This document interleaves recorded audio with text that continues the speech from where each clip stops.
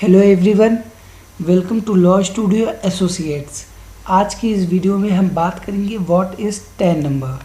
Tan number क्या है और कब वह किसे लेना ज़रूरी है। चलिए शुरू करते हैं।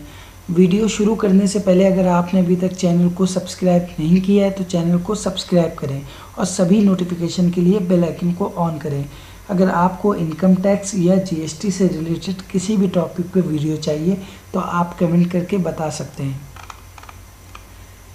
Tan number income tax department द्वारा जारी किया जाता है, जिसकी ज़रूरत उन सभी पर्सन को पड़ती है जो कि टीडीएस काटने के लिए उत्तरदायी हैं। इनकम टैक्स एक्ट में कुछ ऐसे खर्चे बताए गए हैं जिनका भुगतान करने से पहले किसी भी पर्सन को उस पर पहले टीडीएस काटना होगा और बाद में उन खर्चों का पेमेंट करना होगा। लेकिन टीडीएस काटने के लिए इनकम टैक्स एक्ट में एक शर्त रख दी गई है कि ये शर्त है कि जो भी पर्सन टीडीएस काटेगा उससे पहले टैन नंबर लेना होगा। टैन नंबर लेने के बाद ही वो पर्सन किसी भी पर्सन का टीडीएस काट सकेगा। हालांकि कुछ ऐसे खर्चे भी हैं जिन पर टीडीएस काटने के लिए टैन नंबर लेने की ज़रूरत नहीं है, जिनके बारे में हम आगे चर्चा करेंगे। आज की वीडियो में हम टैन नंबर से जुड़ी कुछ इम्पोर्टेंट बातों के बारे में जानेंगे, जैसे कि टैन नंबर क्या है। टैन नंबर का फुल फॉर्म है tax deduction and collection account number. ये 10 अक्षरों की अल्फ़ा न्यूमेरिक संख्या होती है। यह इनकम टैक्स डिपार्टमेंट द्वारा जारी किया जाता है। टैन नंबर के पहले 4 वर्ड अल्फ़ाबेट्स होते हैं। इसके आगे के 5 नंबर न्यूमेरिक और आखिरी का कैरेक्टर अल्फ़ाबेट होता है, जैसे AHMO 28734G। इसमें पहले 3 अल्फ़ाबेट्स रैंडमली सेलेक्ट किए जाते हैं, जबकि 4 अल्फ़ाबेट एप्लीकेंट के नाम को दर्शाता है, जैसे ABC LTD डॉट ने टैन नंबर के लिए अप्लाई किया है तो 4 अल्फ़ाबेट A होगा। इनकम टैक्स एक्ट 1961 में सेक्शन 203A के अनुसार जो भी पर्सन टीडीएस काटने या टीसीएस कलेक्ट करने के लिए उत्तरदायी है उसे टैन नंबर के लिए अप्लाई करना होगा। को किसी भी पर्सन द्वारा टैन नंबर लेने के बाद उसे अपनी टीडीएस रिटर्न, टीडीएस पेमेंट या टीडीएस के संबंध में इनकम टैक्स डिपार्टमेंट से किसी भी कम्युनिकेशन में दिखाना होगा।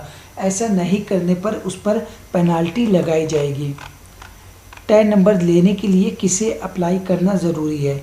इनकम टैक्स एक्ट 1961 के अनुसार जो भी पर्सन टीडीएस काटने या टीसीएस कलेक्ट करने के लिए लायबल हैं उसे टैन नंबर के लिए अप्लाई करना ज़रूरी होगा।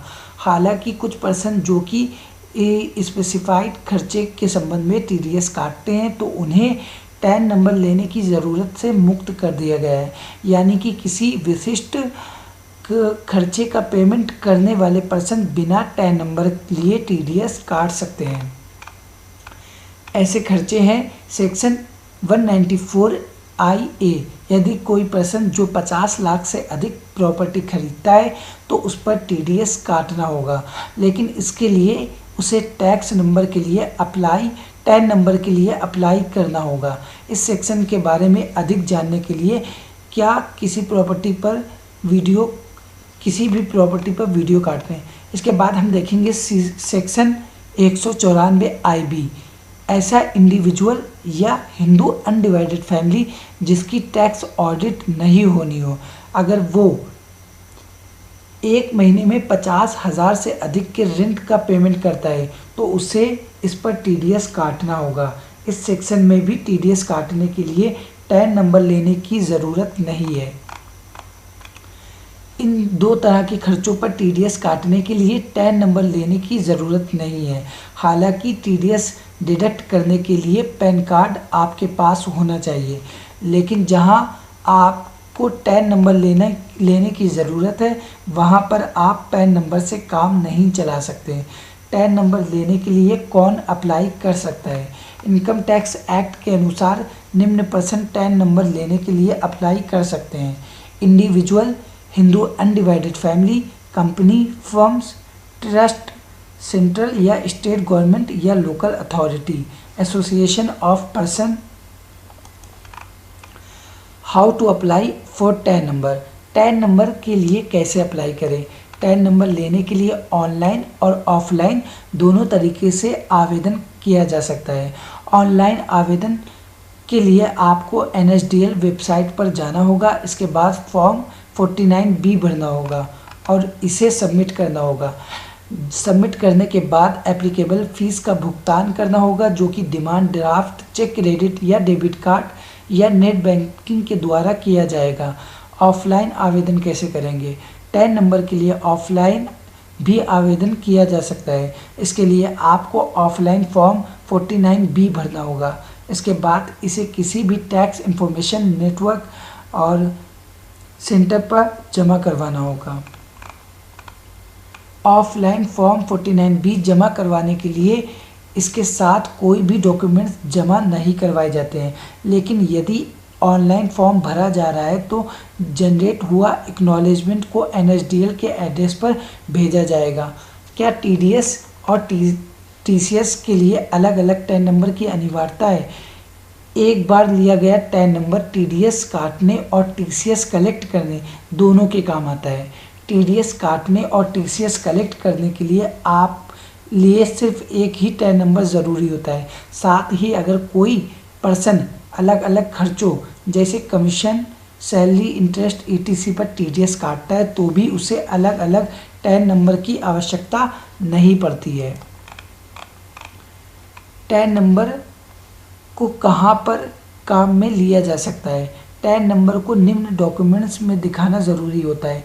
TDS TCS रिटर्न, TDS चालान, TDS certificate, income tax department के साथ होने वाले किसी भी प्रकार के कम्युनिकेशन में, फाइनेंशियल ट्रांजैक्शन की रिपोर्टिंग में। क्या टैन नंबर के नहीं होने पर पेनाल्टी लगाई जा सकती है। इनकम टैक्स एक्ट की सेक्शन 203A में टैन नंबर की अनिवार्यता के बारे में बताया गया है। यदि जहां टैन नंबर लेना ज़रूरी था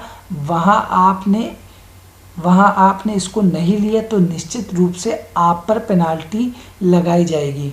इनकम टैक्स एक्ट के सेक्शन 272BB में टैन नंबर की पेनाल्टी के बारे में बताया गया है, जिसके अनुसार यदि आप टैन नंबर नहीं लेते हैं या किसी डॉक्यूमेंट्स में गलत टैन नंबर रिपोर्ट करते हैं तो आप पर 10,000 की पेनाल्टी लगाई जाएगी।